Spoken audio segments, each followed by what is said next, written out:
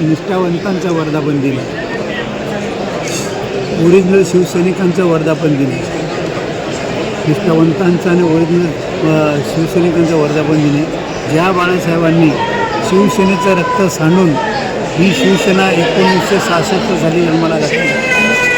बाळासाहेबांचे वडील होते प्रफुल्लदादा ठाकरे, यांनी त्या टायमाला सांगितलं की हा बाळ माझ्या महाराष्ट्राला मी अर्पण करते मराठी माणसांसाठी शिवसेना. आणि काही गद्दार या शिवसेनेमध्ये निघालेत.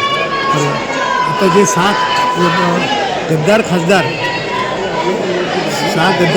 गेले, या भडव्यांनी एक करायला पाहिजे.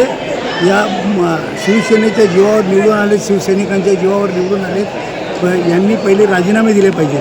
मग तुम्हाला कुठं जायचं तिथं जा, तिथले राजीनामे देऊन आणि तुमच्यात हिंमत असेल तर तुम्ही पुन्हा निवडणूक लढून दाखवा.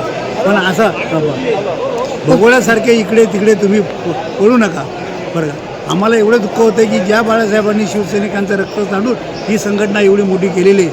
बरं का, या असे भडव्या लोकांना धडा शिकवलाच पाहिजे. सगळ्या शिवसैनिकांनी आता रस्त्यावर उतरण्याची वेळ आलेली आहे. कारण या महाराष्ट्रामध्ये ना या भाजप सरकारविरुद्ध भरपूर चीड आहे आणि या भाजप सरकारला हे असे या भाजपने सगळे प्रादेशिक पक्ष संपवायला घेतलेले आहेत.